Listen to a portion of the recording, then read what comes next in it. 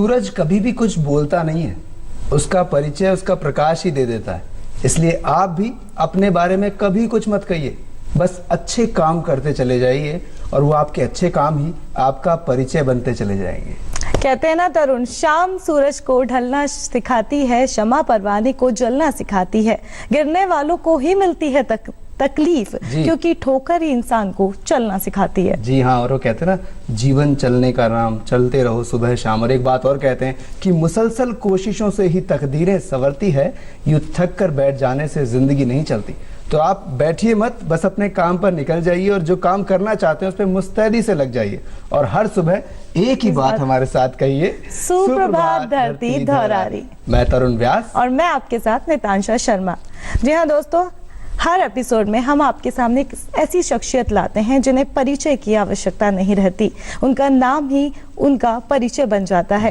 आज एक ऐसी ही शख्सियत हमारे साथ मौजूद है, डॉक्टर प्रभात पंकज। एक अच्छे पोइट हैं, राइटर हैं, इकोनॉमिक के टीचर हैं और जयपुरिया इंस्टीट्यूट ऑफ मैनेजमेंट के डायरेक्टर भी हैं। जी, आपका स्वागत है कार्यक्रम में। सुप्रभात धरती धौरारी पर आप आए हैं और सुबह सुबह इकोनॉमी अर्थशास्त्र की भी बात होगी, बड़ी अच्छी बात है। एक लंबा सफर आपने तय किया है डॉक्टर प्रभात पंकज बनने तक का। सफर की हम चर्चा करेंगे, लेकिन सबसे पहले चर्चा आपकी सुबह की शुरुआत कैसे होती है? तो कैसे दिन शुरू होता है, क्योंकि अर्थ की बात जहाँ है, क्योंकि दिमाग में वही पढ़ाई चल रही होती है, सभी चीजें वही है, पर एक आम जिंदगी कैसे शुरुआत करते हैं सुबह? दिन की शुरुआत तो एक ही तरह से होनी चाहिए और वही मैं करता हूँ। सुबह उठ करके प्रभु को ध्यान करता हूँ और निवृत्त होकर के मैं वॉक पर जाता हूँ। जी, तो ये अर्ली मॉर्निंग का रूटीन है। करीब 7 बजे मैं ये फिनिश करके वापस आता हूँ। फिर हल्का सा गर्म पानी मेरी वाइफ बना करके मुझे देती हैं, वो खुद भी लेती हैं और मुझे भी देती हैं जी। तो उससे मेरी शुरुआत होती है। फिर एक ग्रीन टी बनता है जो बिना चीनी वाला। अब चूंकि एज हो गया है तो अब चीनी से थोड़ी परहेज करनी पड़ती है। एज से कैसे नहीं, वो चीनी थोड़ा कम करना पड़ता है 40 के बाद इंसान को थोड़ा हेल्थ कॉन्शियसनेस। देखिए हेल्थ बहुत जरूरी है, अगर हेल्थ सही नहीं है तो आप फिर बाकी काम आप नहीं कर पाएंगे। तो हेल्थ तो फर्स्ट प्रायोरिटी होनी चाहिए। और हेल्थ में 2 तरह के हेल्थ पर ध्यान देने की जरूरत है। एक है मानसिक स्वास्थ्य और एक शारीरिक स्वास्थ्य। तो दोनों ही बहुत जरूरी है, दोनों इक्वली इम्पोर्टेंट है। इसके बाद ही बाकी सब चीजें आती हैं। तो यहाँ से शुरुआत हर किसी को करना चाहिए और मैं तो बस ऐसे ही करता हूँ शुरुआत। डायरेक्टर हैं आप इंस्टीट्यूट, इतना बड़ा इंस्टीट्यूट है मैनेजमेंट का। शुरुआत ही सफर की हम बात करें तो आपके सफर की शुरुआत कहाँ से हुई? एक तरह से अगर आप जिस्ट में कहें तो मैं एक kind of self made person हूँ। काफ़ी स्ट्रगल करके ऊपर तक आया। तो मेरा जो जन्म है वो बिहार के मुजफ्फरपुर डिस्ट्रिक्ट में हुआ। वैसे हम लोग रहने वाले भागलपुर डिस्ट्रिक्ट के हैं। तो हम लोग बंगाली हैं लेकिन बिहार में सेटल हो गए थे बहुत पहले। तो बहुत कुछ एक कल्चराइजेशन होता है तो वो हुआ हमारे साथ। तो फिर मैंने हिंदी सीखी बहुत अच्छी। बंगाली हमें बोलनी नहीं आती थी, फिर बाद में हमने बंगाली सीखा। सीख करके उसको एक्वायर किया। फिर बाद में हमने उर्दू भी सीखी। अच्छा। तो मैंने एक मौलवी साहब से ट्यूशन लेकर के उर्दू, तो लैंग्वेज में थोड़ा मेरा इंटरेस्ट था। तो मैंने कहा कि ये सारे रिचनेस हैं जो हमारे पास होनी चाहिए। तो मैं बिल्कुल काम करने से पीछे नहीं हटता था। तो घर के भी काम करता था और साथ में अपने दोस्तों को हेल्प करना पढ़ने में, अपने जूनियर्स को पढ़ाना। तो लोगों को काफ़ी अच्छा लगता था, लोग आते थे मेरे पास पढ़ने के लिए। ये देखिए तो मैं ट्यूशन करता था। जब आप शुरुआती दौर में खुद पढ़ रहे थे तब आप ट्यूशन करने लगे, तो ऐसा या तो पढ़ने के शौक के कारण या कोई और स्ट्रगल के दौर के कारण भी, जैसे कई बच्चे करते हैं, क्या ऐसा कारण था कि ट्यूशन पढ़ानी पड़ी? दोनों ही चीजें, अर्निंग, पॉकेट मनी, दोनों ही चीजें थी इसमें, दोनों ही बात थी। तो लेकिन जो स्ट्रॉन्ग इम्पेरेटिव था मेरे लिए वो ये था कि अगर कुछ पैसे मेरे पास आएंगे तो मैं किताब खरीद पाऊंगा। अच्छा। तो मुझे किताब खरीदने की बड़ी शौक थी। तो मैं इसी चक्कर में मैंने अपने कुछ आर्टिकल्स भी लिखने शुरू कर दिए बहुत अर्ली। अच्छा। तो एक योजना आती थी प्लानिंग कमीशन से, मैगजीन अभी भी आती है, तो उसमें मैंने लिखना शुरू किया। मैं काफ़ी लिखे जब मैं ग्रेजुएशन कर रहा था। मैं इसलिए नहीं लिखता था कि मुझे मेरा नाम होगा, लोग मुझे पढ़ेंगे। मैं सिर्फ इसलिए लिखता था कि वो 20 रुपए देते थे उस वक्त एक आर्टिकल के, और उस 20 रुपए से मैं किताबें खरीदता था जी। तो किताबों का जो जमावड़ा है मेरे घर में काफी हो गया, और ये सारे मेरे अपने कमाए हुए पैसे की खरीदी हुई किताब है। ये बहुत अच्छी बहुत बड़ी बात होती है कि अपना कलेक्शन करना, और बहुत कम उम्र में वो चीज़ करना। मैं आपकी स्कूल लाइफ की बात करें तो किस तरीके की आपकी स्कूल लाइफ रही? स्कूल लाइफ में हम लोग एक बड़ी मॉडेस्ट फैमिली से आते थे, तो मैं मेरे फादर रूरल एरिया में काम करते थे, गवर्नमेंट ऑफ बिहार में। तो मेरी पढ़ाई मुजफ्फरपुर में, जहाँ मेरे नाना जी रहते थे जी, तो मैं उन्हीं के साथ रह करके बड़ा हुआ। तो नानी मुझे बहुत प्यार करती थी, तो उन्हीं के साथ रह करके मैं पढ़ता था। तो एक ऐसे घर में रहते थे जो बिल्कुल आप समझिए कि वहाँ पर इलेक्ट्रिसिटी नहीं थी, तो जो केरोसिन ऑयल की लैंप होती थी, डिबरी बोलते थे उसको। अच्छा, उसमें लालटेन वगैरह। मैं बस उसी में पढ़ाई की है, और वो भी मैंने ग्रेजुएशन और मास्टर डिग्री तक की है। तो एक बड़ा इंटरेस्टिंग होता था कि जैसे ही वो एक लैंप पोस्ट था हमारे घर के पास में, तो जैसे शाम को वो जलता था तो मैं अपनी किताब लेके ऊपर चला जाता था और वो मुड़ेरे पर रख करके किताब और वहाँ पढ़ता था। मैनेज करना पड़ता होगा, मैनेज कहाँ प्रॉपर लाइट आ रही है करके, तो I used to do that. जी, स्ट्रगल से एक ब्रिलियंट बहुत टिपिकल है, क्योंकि आजकल सारी चीजें मौजूद हैं बच्चों के पास में, बट मन जो है वो नहीं होता है। लेकिन आपने मन से पढ़ाई की, फिर आप आगे बढ़े। कई बार ऐसा होता है कि बहुत सारे ऐसे मोमेंट होते हैं सर, कि जो लाइफ में एक कई बार गुदगुदा देते हैं, है ना। तो कुछ ऐसी बातें याद है उस जमाने की, उस दौर की, स्कूल के टाइम की, जो कि आपको आज भी याद आती हो? बड़े सारे वाकया हैं उसमें। एक वाकया है कि वाल्मीकि जी का दिवस मनाया जा रहा था हमारे स्कूल में। मैं उस वक्त 7th या 8th में रहा होगा, और जो हायर क्लास के बच्चे थे, 10th 12th के बच्चे थे, उन्होंने बड़े अच्छे परफॉर्मेंस दिए। एक सप्ताह से चल रहा था, एंड मैं अपनी हिम्मत नहीं जुटा पा रहा था कि पार्टिसिपेट करना चाहता था जी।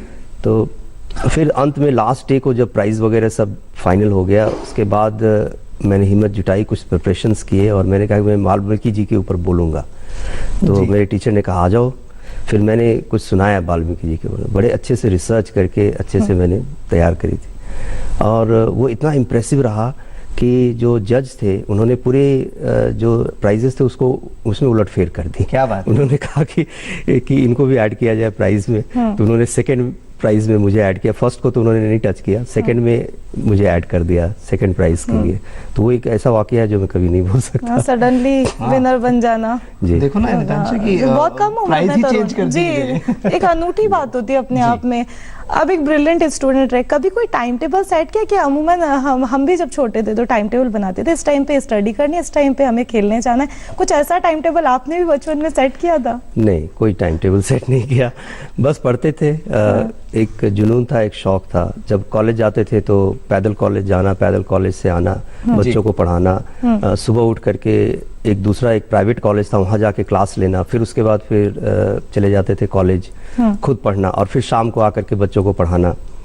आप अब प्रोफेसर हैं इकोनॉमी के, और कभी ऐसा मोमेंट भी आया कि कोई प्रोफेसर आपके घर पर आए हों और कुछ ऐसी बात कही हो बचपन में ही? अरे आपने ये बिल्कुल सही चीज़ें बताई। एक वाकया मुझे याद है। मैंने क्या किया कि इकोनॉमिक्स में जब मैंने ज्वाइन किया कॉलेज में, लंगट सिंह कॉलेज मुजफ्फरपुर जी, तो वहाँ पर मैंने जो इकोनॉमिक्स के प्रिंसिपल थे उस पर कविताएं लिखने शुरू कर दी। तो एक बार बच्चों को सुनानी, सिर्फ अपने फ्रेंड्स को सुनाने के लिए जी, तो वो काफ़ी पसंद करते थे। They will catch hold of me and they will all से, और एक सुनाओ। तो एक दिन किसी प्रोफेसर साहब ने सुन लिया, तो वो इतने इम्प्रेस हुए कि वो मेरे घर पर आ गए। अच्छा। और उस वक्त हमारे घर पर उनको बिठाने के लिए चेयर वेयर नहीं था। मैंने कहा कि सर, मैं बहुत एम्बैरेस्ड हुआ कि सर को बिठाएं कहाँ। तो फिर उन्होंने कहा कि नहीं, आप इसकी चिंता मत करो, हम जमीन पर बैठ जाएंगे। तो बैठा, उन्होंने चाय वाय पिए, सब लोगों से उन्होंने बात की। उसके बाद से वो मेरे मेंटर हो गए और काफ़ी मुझे सपोर्ट भी किया। जी, तरुण कॉलेज की बात चली है तो आपको बता दें कि गोल्ड मेडल इन्हें मिला था कॉलेज में। कभी ब्रिलियंट स्टूडेंट रहे बचपन से ही, वो अनुभव कैसा रहा था? ग्रेजुएशन में मैंने टॉप किया अपने पूरी यूनिवर्सिटी में, और फिर मास्टर्स जब मैं कर रहा था उस वक्त भी मैंने पूरी यूनिवर्सिटी में टॉप किया, तो उसमें गोल्ड मेडल मुझे मिला था। जी, तो स्कूल के समय मैं उतना रिजल्ट वाइज में बहुत अच्छा नहीं था, लेकिन जब कॉलेज में एंटर किया उसके बाद मैं कभी भी पीछे नहीं रहा, हमेशा टॉप ही आता रहा यूनिवर्सिटीज वगैरह। ये अर्थशास्त्र की ओर, क्योंकि बड़ा डर लगता है शुरुआत में जब सुनते हैं कि कोई हमको चूज करना है एक सब्जेक्ट, आपने अर्थशास्त्र क्यों चुना? क्या ऐसा खास लगाव या जुड़ाव, या किसी ने कहा या किसी से इंस्पिरेशन ली कि मुझे इधर जाना? नहीं, अर्थशास्त्र में स्कूल में मुझे इस सब्जेक्ट में काफ़ी अच्छे मार्क्स मिले थे। हिंदी में मुझे काफ़ी अच्छे मार्क्स मिले थे। फिर एक मेरा दोस्त था जो इंजीनियरिंग करना चाहता था जी, और वो तैयारी कर रहा था, तो उसने मीनवाइल उसने इकोनॉमिक्स में एडमिशन ले लिया जी। तो एक तो वो रीज़न था कि मेरा एक दोस्त है वहाँ पर, तो मैं उसके साथ पढ़ूंगा। और दूसरा रीज़न था, मुझे एक साइकोलॉजी में ऑनर्स मिला था, साइकोलॉजी में मैं क्लास में गया देखने, तो अच्छा। वहाँ पर बड़ी इंटरेस्टिंग बात हुई। क्या बात थी? वहाँ पर मैंने किसी लड़के को नहीं देखा और सारी लड़कियाँ साइकोलॉजी में थी, तो मुझे लगा कि शायद ये मेरे लिए नहीं है, तो मैं वहाँ से, साइकोलॉजी क्लास में सब लड़कियां मिली, इसलिए आपने तो वो ज्वाइन मेरा पहला चॉइस था। अच्छा। तो फिर मैंने उसको छोड़ दिया, फिर मैंने कहा अपने दोस्त के साथ पढ़ना ज़्यादा अच्छा है, तो मैं अपने दोस्त के साथ आ गया। वो इनिशियल फेज की बात है जी। ऐसा थॉट्स आया था मेरे दिमाग में। तो इस तरह से अर्थशास्त्र की ओर। कॉलेज में स्टडी के अलावा कभी कोई रुझान रहा स्पोर्ट्स की तरफ, एंटरटेनमेंट के लिए कुछ आपने किया हो खुद के लिए? स्पोर्ट्स में मैं आउटडोर स्पोर्ट्स बहुत ज़्यादा नहीं खेलता, कभी कभी क्रिकेट खेलता था अपने दोस्तों के साथ। लेकिन इंडोर गेम्स में मैंने चेस मैं बहुत अच्छा खेलता था और कैरम बोर्ड बहुत अच्छा खेलता था। तो मैंने डिस्ट्रिक्ट लेवल पर मैंने चैंपियनशिप भी जीती जी। और कैरम बोर्ड बहुत अच्छा खेलता था मैं। चेस खेलता था, ये दोनों मेरे स्ट्रेस बस्टर भी थे। इंडोर गेम की तरफ रुचि रही। हाँ। लेकिन जो ये सब्जेक्ट है आपका अर्थशास्त्र, और अब आप प्रोफेसर हैं, डायरेक्टर हैं एक बहुत बड़े मैनेजमेंट स्कूल के, आप ये बताएं कि सर कैसे एक स्टूडेंट जब पढ़ रहा होता है, क्योंकि अर्थशास्त्र है, पढ़ना बड़ा थ्योरी भी इसमें ज़्यादा है, प्रैक्टिकल भी है, कैसे मैनेज करे एक स्टूडेंट इस पढ़ाई को? बहुत टिपिकल लगती, मुझे लगती थी, क्योंकि मैं नहीं कर पाया था। जनरेशन बहुत चेंज हो गया है। आप अगर हमारे जनरेशन की बात करें तो उस वक्त बच्चों को शायद ये बताना नहीं पड़ता था कि पढ़ना जरूरी है और किताब पढ़नी चाहिए आपको। जी। आज के जनरेशन को ये शायद थोड़ा आश्चर्य लगता है कि जब हम उनको कहते हैं कि आप ये पूरी किताब पढ़ के आओ। जी। जब हमारे प्रोफेसर उनको कहते हैं कि ये 20 पेज है जी, आप पढ़ के आओ, कल हमको डिस्कस करना है, तो उनको लगता है कि ये इतना क्यों कह रहे हैं हमें पढ़ने के लिए, तो शायद उनको लगता है ये जरूरी नहीं है। तो जनरेशन काफ़ी चेंज हो गया। बच्चों को पढ़ना बहुत ज़रूरी है। इसके लिए देखिए, जो सबसे पहला अपने आप अगर आगे बढ़ना चाहते हैं तो लिसनिंग एबिलिटी एक बहुत जरूरी है। ये हर किसी को डेवलप करना चाहिए। आप जो सुनेंगे नहीं तो आप अच्छे श्रोता वक्ता नहीं हो सकते। सुनना बहुत जरूरी है। फिर है राइटिंग एबिलिटी, उसके बाद फिर आप लिखिए। जितना आप लिखेंगे उतना ज़्यादा आप परफेक्ट होते चले जाएंगे। उसके बाद है बोलना, स्पीकिंग, तो आपको शेयर करना है, सबसे बातचीत करनी है। तो ये लिसनिंग, स्पीकिंग और राइटिंग, रीडिंग, तो ये रीडिंग से सारी कुछ रीडिंग से आती है। तो इसको हम लोग कहते हैं LSRW, ये फॉर्मूला है। LSRW का L लिसनिंग, S हो गया स्पीकिंग, R हो गई रीडिंग और W हो गई राइटिंग। तो LSRW ये फॉर्मूला है। तो ये बहुत अर्ली मुझे समझ में आ गई थी कि आगे बढ़ने वाले जितने भी लोग दिख रहे थे उनमें ये चारों चीजें बड़ी जबरदस्त थी। तो मैंने कहा कि सब्जेक्ट से पहले ये 4 चीज डेवलप करनी है आपको। तो ये आजकल के बच्चों के लिए भी ट्रू है और ये फॉर्मूला बदला नहीं है जी। कल भी LSRW वाले बच्चे ही आगे बढ़ते थे और आज भी LSRW वाले बच्चे आगे बढ़ते हैं। लेकिन एक लाइफ में बहुत मेन पार्ट जो प्ले करता है वो है हमारे अंदर की प्रसन्नता, जिसे हम हैप्पीनेस कहते हैं। राइट। अगर हम अंदर से खुश नहीं है तो कोई भी पढ़ाई हम शायद नहीं कर पाएंगे। राइट।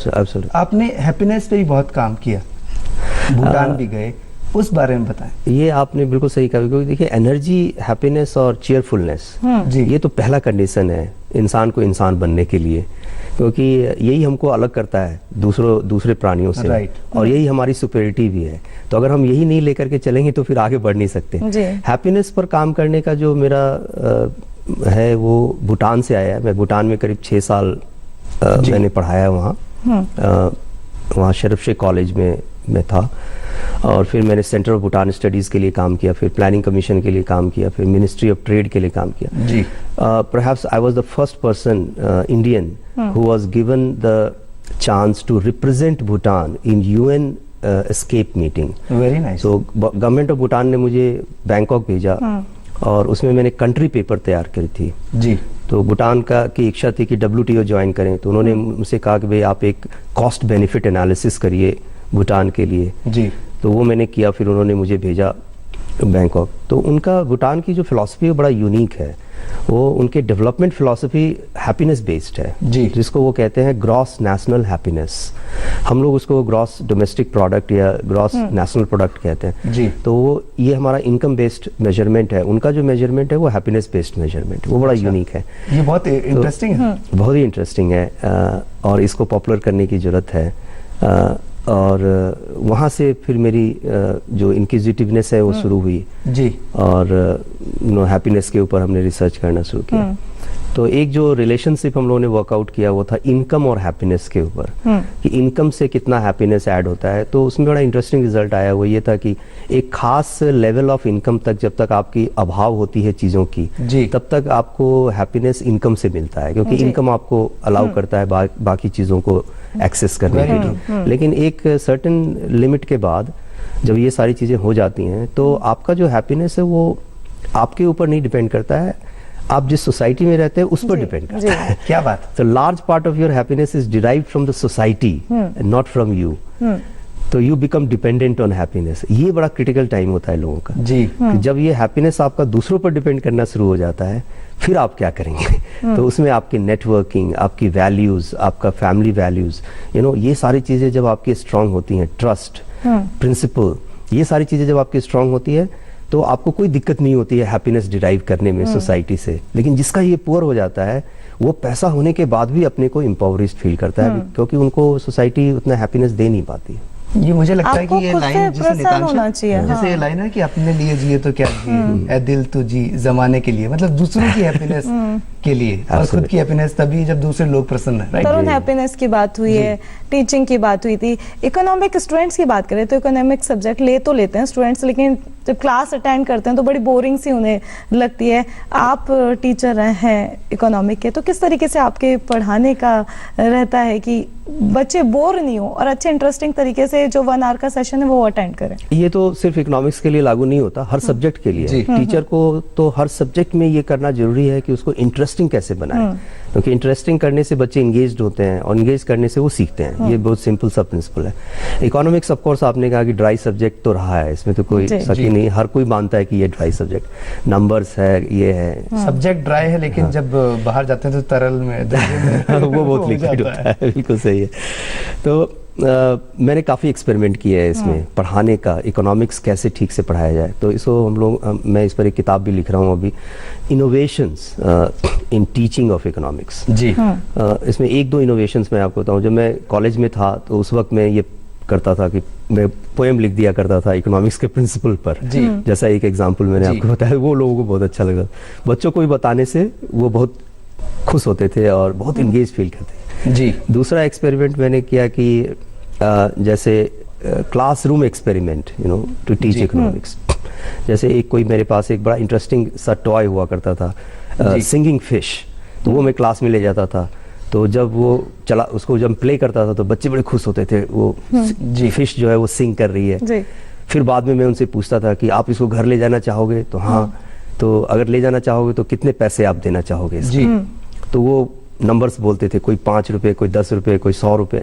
सारे रिस्पॉन्सेस को मैं बोर्ड पर नोट कर देता था, फिर उसको डिसेंडिंग असेंडिंग ऑर्डर में अरेंज करके फ्रीक्वेंसी बना करके, और उससे मैं ये उनको demand law, demand curve draw करके दिखा।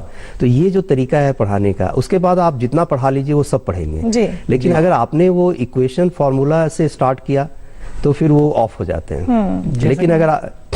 लेकिन अगर आपने ये एग्जाम्पल के बाद इक्वेशन फॉर्मूला लाया तो वो बहुत अच्छे से सीखे। जैसे कि सर हम बचपन में अल्फाबेट सीखे थे, तो वो ABCD वो एक राइम तरीके से सीखे थे, तो आज तक वो वैसा ही याद है। एब्सोल्युटली, बिल्कुल आप सही वही कह रहे चीज आप इसमें कर रहे हैं। एक मेरे को वो चीज बड़ी इंटरेस्टिंग लगी, आपने कहा कि कविताओं के जरिए आप इकोनॉमिक्स पढ़ाते हैं, तो कोई ऐसी कविता आप अभी सुनाना चाहेंगे? नहीं, आपकी इजाजत हो तो एक मैं छोटा सा है मेरे पास, मैं सुनाना चाहूँगा। एक है जो डिमांड सप्लाई लॉज के ऊपर है, मार्केट में इक्विलिब्रियम कैसे बनता है, तो डिमांड और सप्लाई दोनों का रोल होता है जी। तो इस पर मैंने एक लिखी थी। पूर्ति पक्ष पर बैठकर रिकार्डो बोला, मूल्य निर्धारण को उसने पूर्ति से तोला, उपभोग मूल्यांकन करता हुआ जीवंस आया, आते ही वह रिकार्डो पर चिल्लाया, पूर्ति पूर्ति पूर्ति तुम यह क्या बकते हो, मूल्य निर्धारण में मांग की अवहेलना करते हो। वाह। इसी बीच नव परंपरावादी मार्शल आया, कैची के दृष्टांत से उसने समझाया, मूल्य निर्धारण में दोनों का अधिकार रहेगा, जहां भी मूल्य निर्धारण होगा दोनों बरकरार रहेगा। क्या बात है। Very nice। अब ये एक सिंपल सा प्रिंसिपल है, इसमें आप रिकार्डो एक पक्ष है, दूसरा जेवंस का पक्ष है, फिर मार्शल ने दोनों को मिलाया, जोड़ा, तो ये पूरी थ्योरी, पूरी कहानी आपने बता दी 5-7 लाइन में। और बच्चों में इतना एक्साइटमेंट हुआ कि अब वो किताब जाकर के वो रिकार्डो भी पढ़ेगा, वो जेवंस भी पढ़ेगा, वो मार्शल को भी पढ़ लेगा। मतलब वो एक फंडा क्लियर हो गया कि ये दोनों एक है, इन दोनों को मिला। क्लास इंटरेस्टिंग होती है ना, तो टीचर भी फेवरेट बन जाता है स्टूडेंट को। तो ऐसा कुछ वाकया रहा आपके भी लाइफ में कि आप भी बच्चों के फेवरेट टीचर रहे और आपके पास पर्सनल बोले नहीं हमें ये कोचिंग ही लेनी है, आपके पास आपसे ही पढ़ना है, ऐसा कुछ वाकया रहा आपका? हाँ बिल्कुल रहा है। मैं शुरू से काफ़ी फेवरेट रहा हूँ स्टूडेंट्स का, बस इन्हीं कारणों से। दूसरा एक कारण होता है कि आप कितना समय देते हो अपने स्टूडेंट को, तभी आप फेवरेट टीचर बनते हैं। फेवरेट टीचर वो है जो बच्चों के लिए हमेशा खड़ा रहता है, चाहे रात हो या दिन हो, जैसे भी हो। तो मैं ये भी बहुत अपने बच्चों को, जो भी स्टूडेंट हमारे रहे, उनको टाइम में बहुत ज़्यादा देता था जी, और इंटरेस्टिंग बनाता था चीज़ों को। तो ये 2 चीज़ें हैं जिसकी वजह से मैं उनका फेवरेट रहा हूँ। तो जहाँ से भी मैंने काफ़ी जगहों पर मैंने काम किया है। मैंने अरुणाचल यूनिवर्सिटी से अपना करियर स्टार्ट किया, फिर जम्मू यूनिवर्सिटी में मैंने काम किया, वैष्णो देवी यूनिवर्सिटी में मैंने काम किया, फिर भूटान में मैंने काम किया, फिर बाहर भी गए इंडिया गवर्नमेंट फेलोशिप पर जी। बिहार में मैंने कुछ दिनों तक काम किया जी। तो इतने सारे जगहों पर काम करने के बाद मैं जहाँ से भी निकला हूँ आज तक वहाँ के बच्चे मुझे ट्रैक करते हैं, मेल करते हैं और मेरे से बातचीत करते हैं। ये अच्छा लगता है, बहुत अच्छा लगता है। लेकिन इस दौर में इतना ट्रेवलिंग, इतना पढ़ाई की तरफ बच्चों को पढ़ाना, उस बीच एक अपने अंदर कवि को जिंदा रखना आपने और भी दूसरी जो आपके सब्जेक्ट है उन पर आपने कविताएं जो लिखी, उसके बारे में बताया। कविताएं लिखने का शौक खैर इकोनॉमी से उस समय 7वीं क्लास में जब आपने बताया तब से ही आ गया था। अभी आप ये बताएं और क्या क्या कविताओं में जो है जो हम सुनना चाहेंगे? मैंने लिखी है कविताएं, तो इसमें 2 तरह की कविताएं मैंने लिखी। खास करके मैं एनवायरनमेंट कॉन्शियस में थोड़ा ज़्यादा हूँ, और एनवायरनमेंट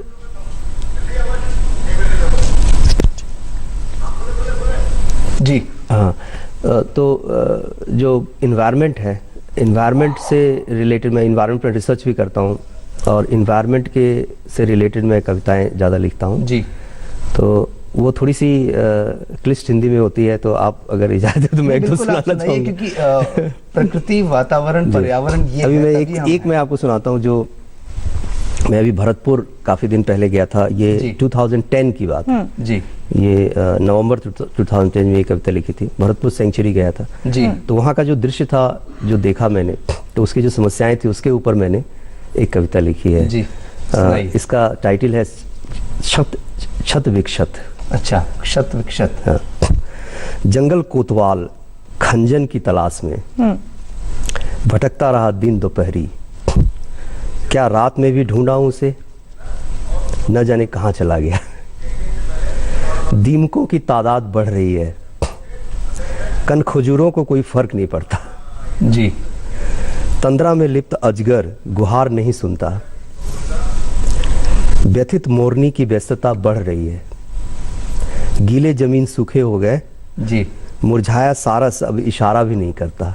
वाह। आगंतुकों की संख्या घट रही है, कछुओं के प्राण संकट में है, नई धरती ढूंढ पाना उनके वश में नहीं। खंजन भी तो वापस आ पड़ा है जी, छत विक्षत तलाश से उगकर।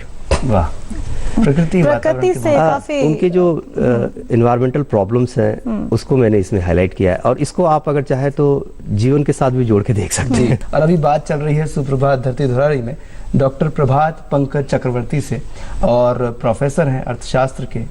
और सर, कविताएं आप लिखते हैं, वातावरण की, प्रकृति की बात हुई।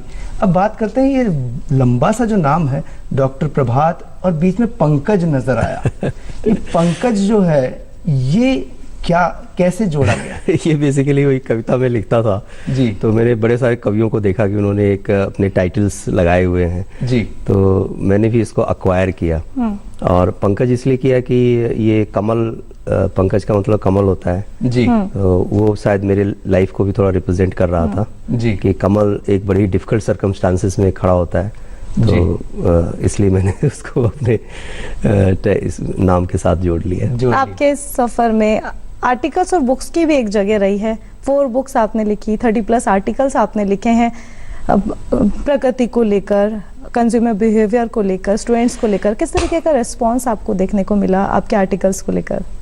मैं न्यूज़पेपर में भी लिखता हूँ, इकोनॉमिक टाइम्स में मैं लिखता हूँ। फिर अभी एक डेजर्ट ट्रेल करके यहाँ से निकलती है जयपुर से, तो उसमें मैं फोर्टनाइट कॉलम लिखता हूँ। तो लिखने का शौक तो मुझे शुरू से रहा है। किताबें मैंने काफ़ी लिखी है, तो रिस्पांस काफ़ी अच्छा है। आजकल तो सोशल मीडिया की वजह से रिस्पांस आपको ज़्यादा मिलने लगे हैं, तो मैं उसको जैसे ही पोस्ट करता हूँ अपने सोशल मीडिया के ऊपर, तो सारे बच्चे उस पर कमेंट्स लिखते हैं और लाइक्स देते हैं और बातचीत भी करते हैं जी।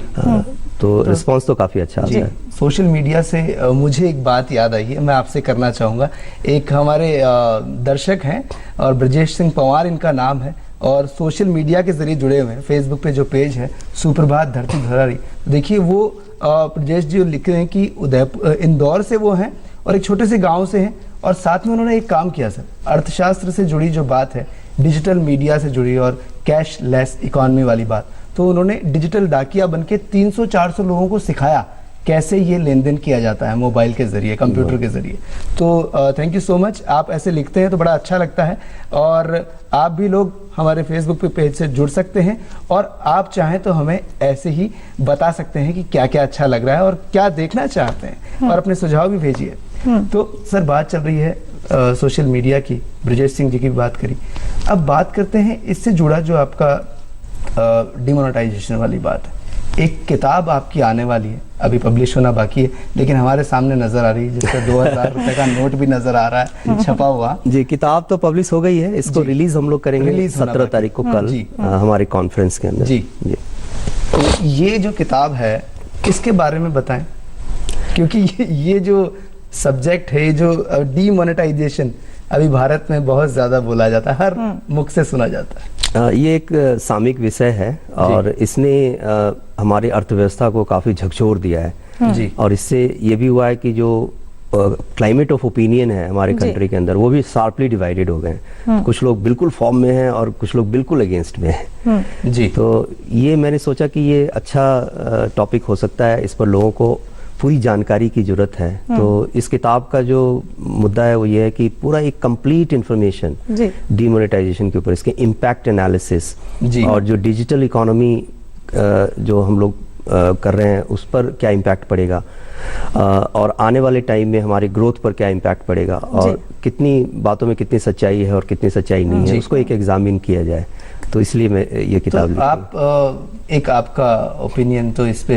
मेरा ओपिनियन बहुत पॉजिटिव है। मेरा ओपिनियन बहुत सिंपल है कि 2 चीजें, एक है पॉलिसी पैरालिसिस और दूसरा है पॉलिसी एक्टिविज्म जी। तो दोनों में से अगर किसी को चूज करना हो तो पॉलिसी एक्टिविज्म को चूज किया जाए। डिमोनेटाइजेशन पॉलिसी एक्टिविज्म को रिप्रेजेंट करता है जी, अगेंस्ट पॉलिसी पैरालिसिस। अब पॉलिसी एक्टिविज्म के कॉस्ट भी होते हैं जी, और इसके बेनिफिट्स भी होते हैं। तो कॉस्ट तो होगा, किसी भी पॉलिसी का कोई एक एस्पेक्ट तो होता है, कुछ ना कुछ कॉस्ट होता है। जैसे रीमोनेटाइजेशन कॉस्ट, ये एक कॉस्ट हो सकता है। थोड़ा सा ग्रोथ रेट नीचे चला गया, ये कॉस्ट हो सकता है। लेकिन इसके जो लॉन्ग टर्म इम्पैक्ट है बहुत ही पॉजिटिव है, और ये बहुत ही स्ट्रॉन्ग मूव है मेरे हिसाब से, और मैं तो इसको सपोर्ट करता हूँ जी। और हम भी इसे सपोर्ट करते हैं, क्योंकि अब नया नया नोट देखने का भी अच्छा लगता है, और दूसरा जो चीज़ हमारे फायदे के लिए है और कहीं पर भी ये गलत नहीं है। कभी लोग सोचते हैं कि साहब ये मेरे 2000 का नोट है, मेरे को छुट्टा नहीं मिलेगा, सब कुछ ऐसी चीज़ें चलती हैं, लेकिन धीरे धीरे ये हमारे देश को इतना मजबूत बनाने वाली है, बस थोड़ा संयम की ज़रूरत है। और कहा आपकी ये बिल्कुल बुक्स सही। काफ़ी हेल्पफुल है यंगस्टर्स के लिए या हर परिवेश के लोगों के लिए। आप इकोनॉमिक के टीचर हैं, मैनेजमेंट इंस्टीट्यूट के डायरेक्टर हैं, किस तरीके का परिवर्तन आपको देखने लगा पहले की स्टडी में और अभी स्टडी का जो पैटर्न है उसमें? बच्चों के स्टडी की पैटर्न में, हाँ, बच्चों के स्टडी के पैटर्न में बहुत फर्क आया है। जैसे मैंने अपना करियर स्टार्ट किया था 1991 में जी अरुणाचल यूनिवर्सिटी से, तो करीब 2000 तक मुझे कोई ज़्यादा परिवर्तन उनके स्टाइल में दिखा नहीं। लेकिन 2000 के बाद मैं देखा कि भाई 2-2 4 साल के बाद जो बैच आता है वो बिल्कुल डिफरेंट है। They are very different you know in their style, in their whole how they manage their time and all. लेकिन अब क्या हुआ है, पिछले लास्ट अगर 5 years देखें तो every year the new batch that comes to you is a different batch and you have to prepare about it, you know, the काफी तेजी से बदला है। अब चूंकि टेक्नोलॉजी ज्यादा आ गई है, यूजेस ज्यादा आ गई, उनका टाइम एलोकेशन चेंज हो गया है। जो पहले टाइम कैसे वो एलोकेट करते थे, अब वो टाइम कैसे एलोकेट करते हैं। इस पर हम लोगों ने एक बड़ा इंटरेस्टिंग स्टडीज की, क्योंकि ये परिवर्तन समझना बहुत जरूरी है।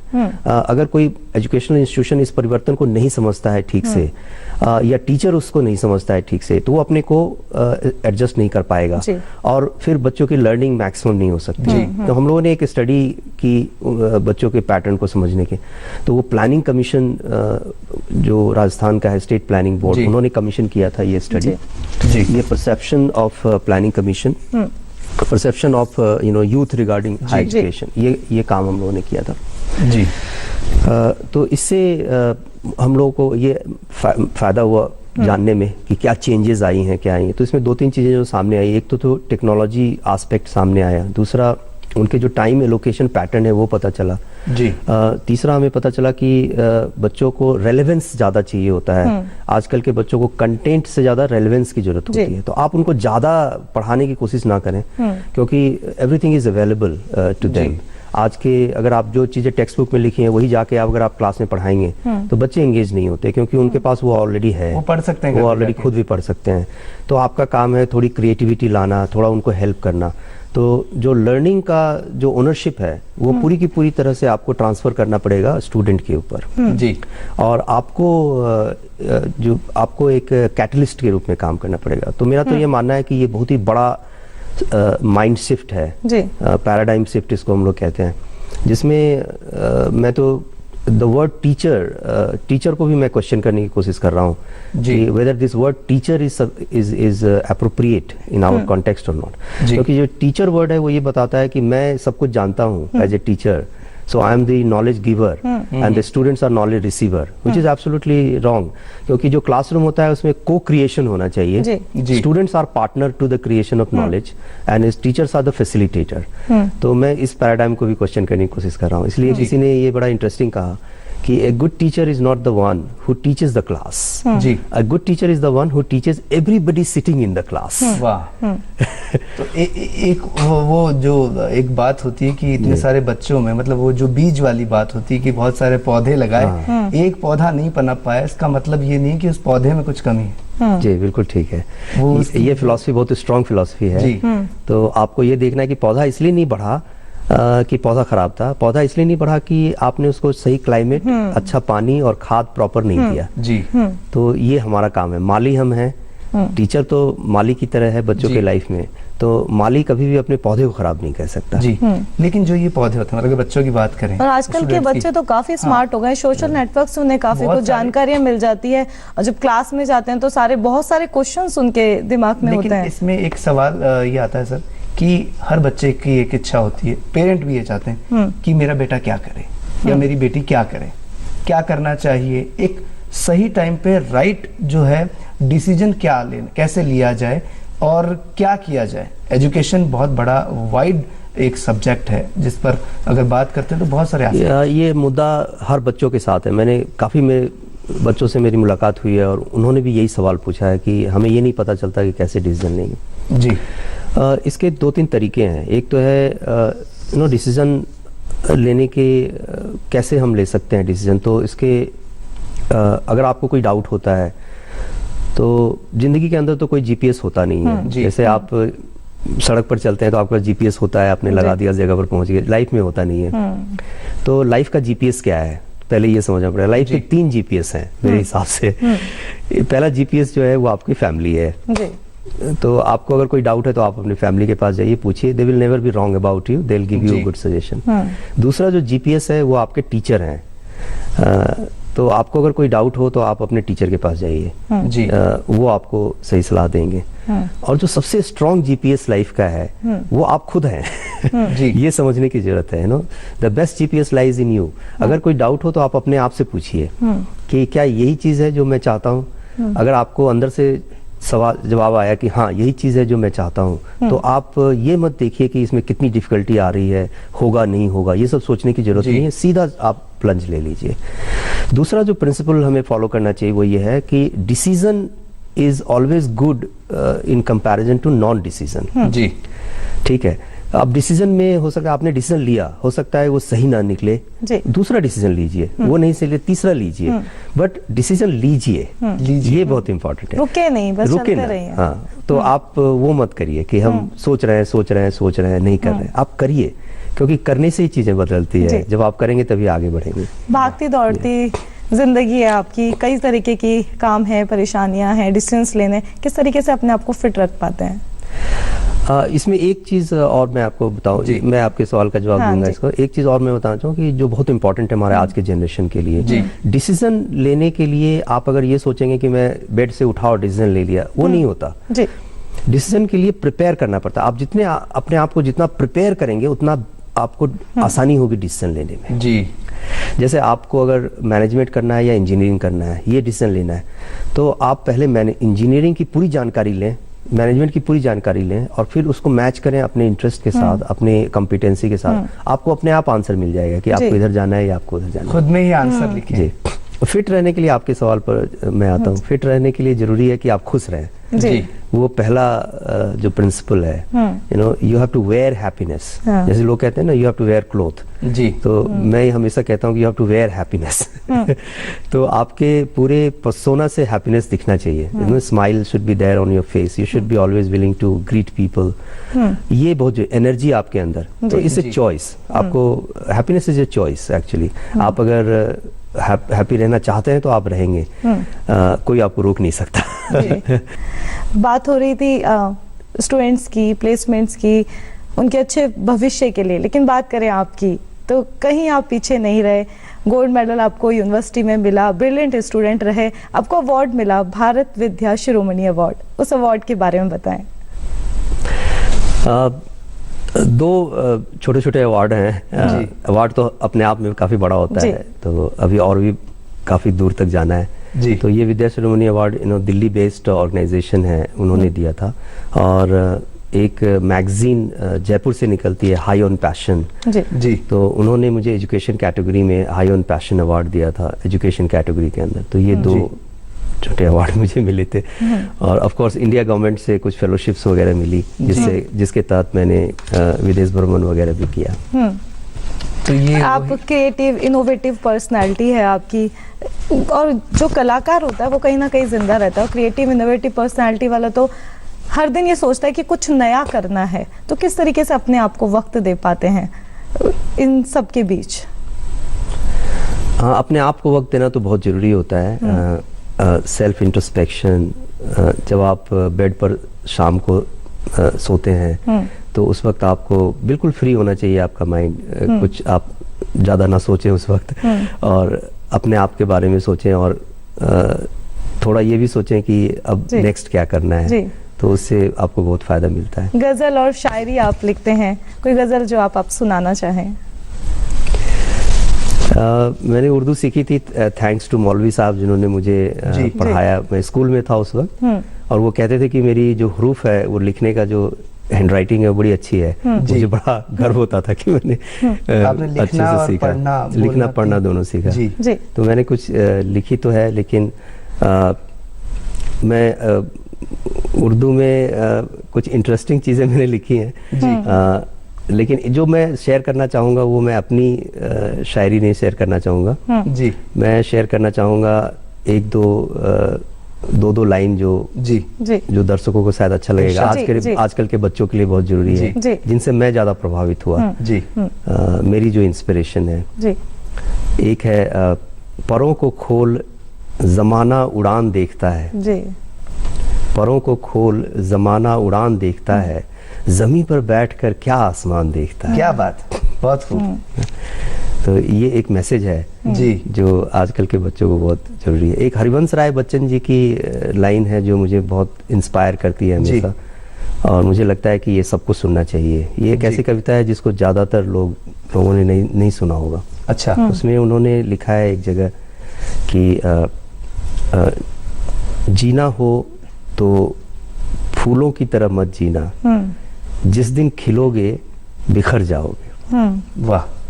जीना हो तो पत्थर की तरह जियो, जिस दिन तरासे गए खुदा बन जाओगे। बहुत खूब, बहुत खूब। ये सर आपने शेर और ये जो कविता अभी पढ़ी, अब बात करते हैं, क्योंकि अभी हमने थोड़ी देर पहले उसमें देखा एट्रस्ट विद स्टाइल में फैमिली के बारे में, तो जिंदगी की गजल की बात करते हैं। तो जिंदगी की गजल से कब मुलाकात हुई, और जरा परिवार के बारे में।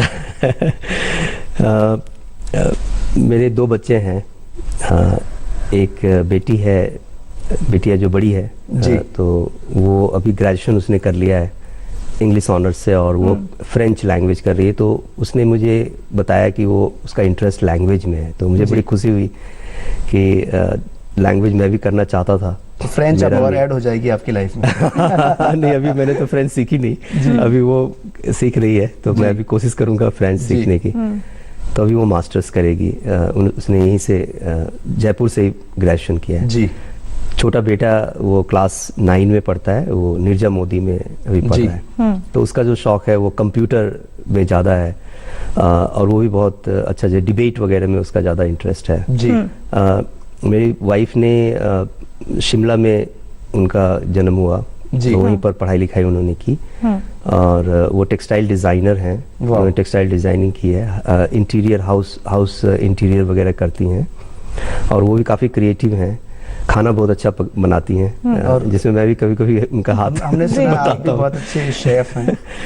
बहुत अच्छा शेफ तो नहीं हूँ, लेकिन हाँ, बच्चे खुश होते हैं जब मैं बनाता हूँ, मेरी वाइफ भी खुश होती है जब मैं कुछ बना के उनको खिलाता हूँ, और मुझे भी अच्छा लगता है। रखना भी बहुत जरूरी है यहाँ पर भी हैप्पीनेस। क्या ऐसा है जो आप बनाना पसंद करते हैं? मैं आलू पराठे बनाता हूँ, और मेरे बच्चों की तरफ से होता है वो एग रोल्स खाना चाहते हैं, तो वो मैं बनाता हूँ।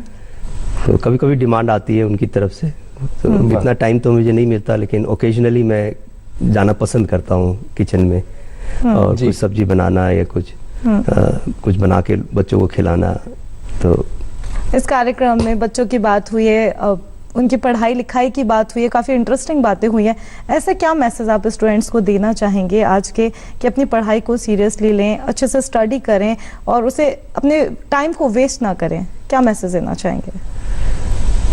अभी क्या हो गया है कि इन लोग जो फार्मूला है वो है फन विथ स्टडी। जी जी। इसको थोड़ा सा उलट देने की जरूरत है, स्टडी विथ फन। तो ये अगर आप कर लें तो मेरे ख्याल से काफ़ी चीज़ें उलट जाएंगी। जी। तो ज़िंदगी में जो भी आप अचीव करना चाहते हैं वो फन तो ज़रूरी है जी। उसमें बिना फन के तो आप बहुत अच्छा कर नहीं सकते, बहुत आगे तक जा नहीं सकेंगे, बोरिंग हो जाती है। जी। तो स्टडी विथ फन ये बहुत ज़रूरी है। आप फन करें लेकिन स्टडी को ना छोड़ें। एक लाइन में अगर जिंदगी वर्ड के लिए कुछ कहा जाए, लाइफ को क्या कहेंगे? जिंदगी करने का नाम है, सोचने का नाम नहीं है। जी। तो आप करेंगे तो आप आगे बढ़ेंगे, और आगे बढ़ते रहना ही जिंदगी है। और अभी बढ़ते बढ़ते समय भी आगे बढ़ रहा है और हमें जाने के लिए कह रहा है। तो इससे पहले ये पूछ लेते हैं, कैसा लगा आपको सुप्रभात धरती धुरारी पर आकर? मुझे बहुत ही अच्छा लगा, और आप लोगों से मिलकर के बहुत अच्छा लगा।